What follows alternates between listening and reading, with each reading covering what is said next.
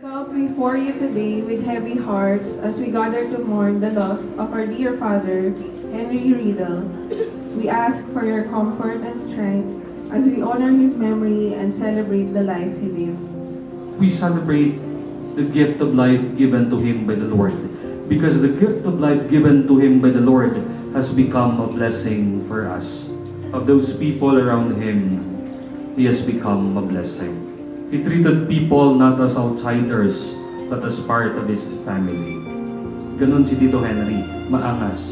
He has become a blessing, a silent worker, because a certain chapter of our lives ended with the passing of Tito Henry. You are here because Tito Henry, Tita Rita, in one way or the other, touched your lives. In one way or the other, has become a blessing for you. When we experience the goodness of Tito Henry, we too were impelled to share that same goodness to others. Because when I'm together with them, nung aakbayan niya lang ako, it is a sense of assurance. There was a longing for an identity, for a sense of belongingness. And Tito, of course, Tita Rita, and the children provided that. They found the family in them. Tonight, we remember Tito Henry as a dear friend who has always been there for everyone. Ang kabatchmate, kumpare at kaibigan na ka-reunion at kasama natin sa mga halagang yugto ng ating buhay. Kahit noon para po, nararamdaman ko na po agad yung simple, tahimik, pero may dignidad. Hindi kailangan magsalita ng marami para maramdaman ang respeto at malasakit. Kasi kasama sa yan si Rita, napakabait niya.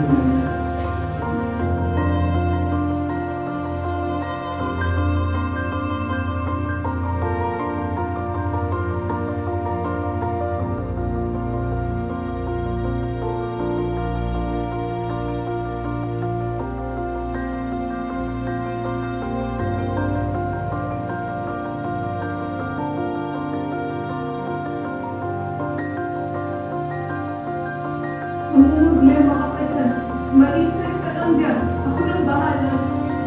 Kaya nagagawin ko. Kahit lagi lang siya nasa bahay. Pero nakakita ng pera. Ngayon, hindi na ako anak, siya namin ay kinaparinig mo sa akin. Hindi ko nagmana ako kay Papa kasi few words siya. Sabi ko lang, salamat Papa. Sa mga nasundo na po sa airport ng tatay ko, kung ang flight niyo po ay 12 p.m., nandun na po kayo ng alas 5 ng umaga. Totoo po yan. And hindi naman sa gusto niya kayo umalis ka agad. Pero if may talent po ang tatay ko, yun ay maghintay sa airport. Thank you so much. Sacrifice, pagmamahal, tahimik mong suporta.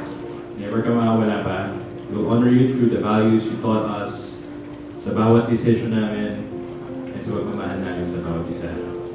Yan, binibili niya po kami noon lagi ng mga storybook at mga nobela bukod pa sa encyclopedia. Naalala ko po yung dalawang unang mga librong inabot niya sa akin. At yun, ito na po ang trabaho ko. Nung nagdadialysis po,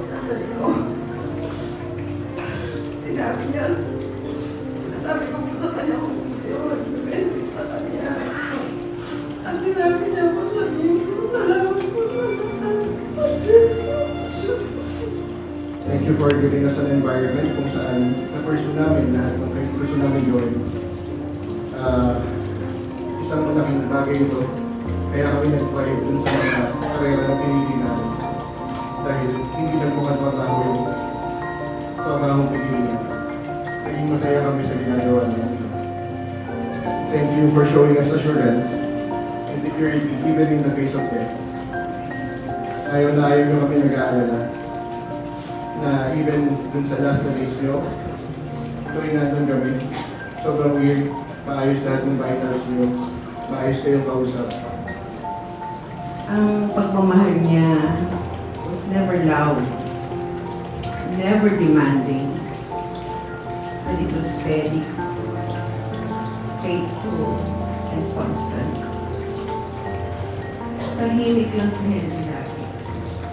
His quiet presence.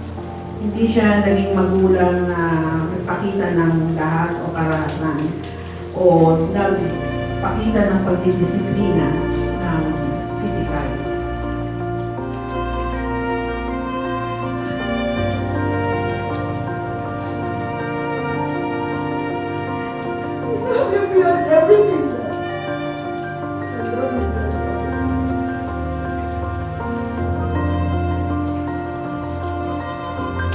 Thank you for the life you shared with us through our dearly departed Henry, for the love given, the lessons taught, and the memories that will forever remain in our hearts. As we prepare to leave this place, grant us comfort in our grief, strength in our weakness, and peace that only you can provide.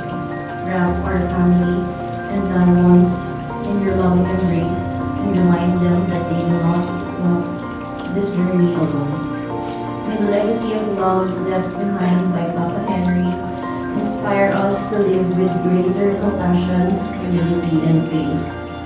We entrust our dearly departed Henry into your eternal care, confident that in you, love never ends and life is made whole. We ask all these through Christ our Lord. Amen. Amen.